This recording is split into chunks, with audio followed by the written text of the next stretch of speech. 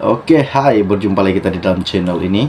Oke, pada hari ini apa yang admin ingin kongsikan kepada Anda semua berkaitan dengan isu-isu yang panas yang tergempar pada hari ini, di mana isu ini baru saja admin dapat dan admin terima. Jadi sebelum admin mulakan, admin minta bantu admin tolong tekan butang subscribe dan jangan lupa juga tekan pada butang lonceng supaya Anda sentiasa mengikuti perkembangan terkini yang akan admin kongsikan di dalam channel ini buat Anda semua. Bagi yang telah lama mengikuti channel ini, admin ingin mengucapkan ribuan terima kasih kepada Anda karena telah memberi admin satu sokongan yang amat besar dan bermakna bagi diri admin.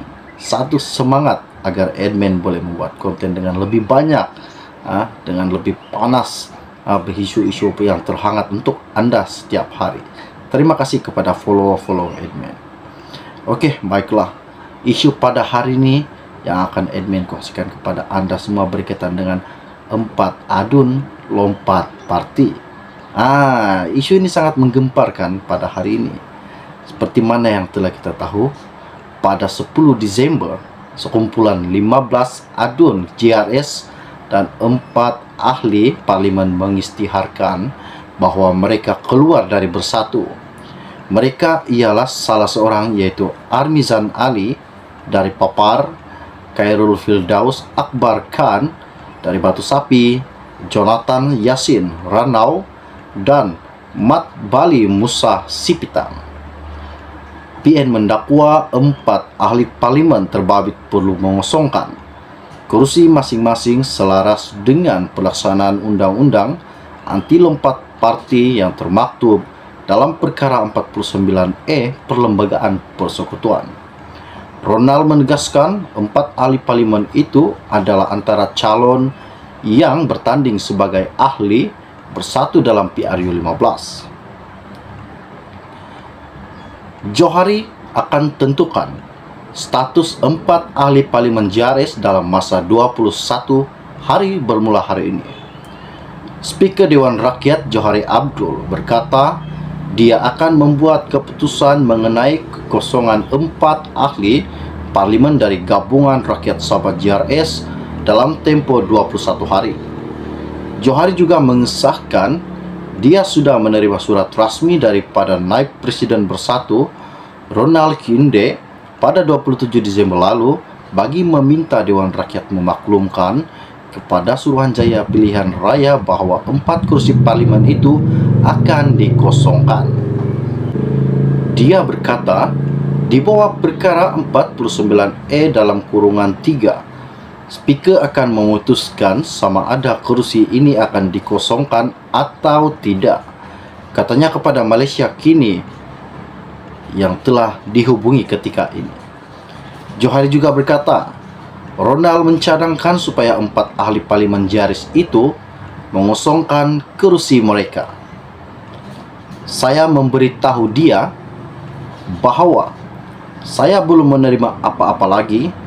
Dia menulis kepada saya secara rasmi pada 27 Desember. Dia berkata, di bawah perkara 49E dalam kurungan 3, Speaker akan memutuskan sama ada kursi ini akan dikosongkan atau tidak. Katanya kepada Malaysia Kini yang telah dihubungi ketika ini.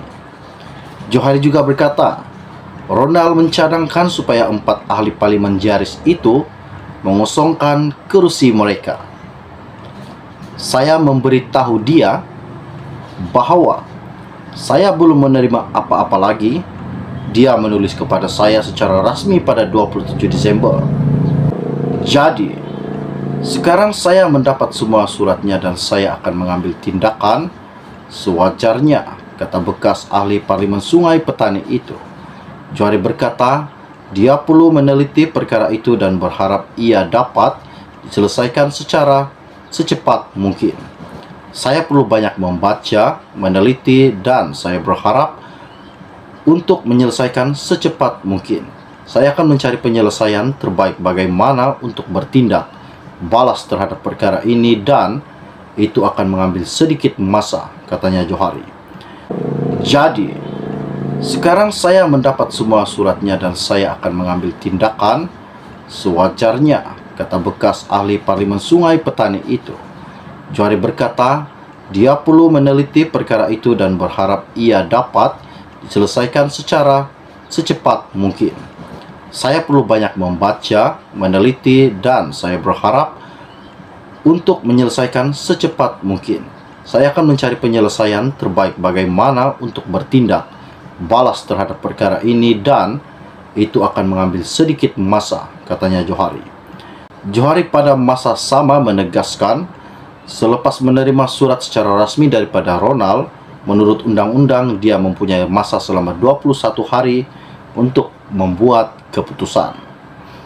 GRS pada asalnya berikrar taat setia kepada Muhyiddin Yassin selaku pemimpin PN untuk dilantik sebagai Perdana Menteri, namun sokongan itu berubah selepas Anwar Ibrahim dilantik menjadi Perdana Menteri.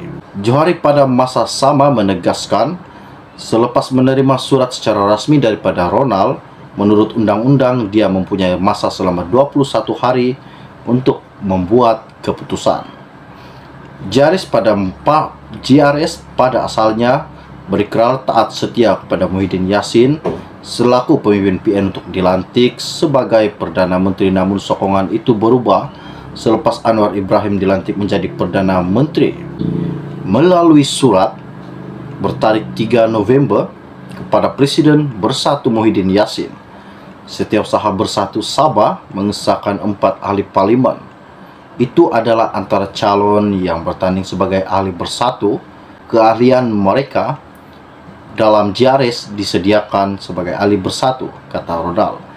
Sekian saja info ringkas yang akan admin kongsikan pada Anda pada hari ini.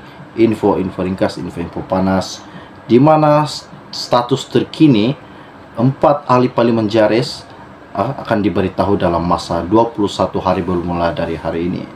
Johari meminta masa selama 21 hari. Apakah status akan dikenakan kepada 4 ahli parlimen GRS ini? Oleh karena mereka tengah lompat parti, lompat kata. Isu ini sangat menggemparkan pada hari ini. Jadi setakat itu saja info ringkas dari admin untuk Anda pada hari ini. Salam jumpa dan salam kenal semua. Bye-bye.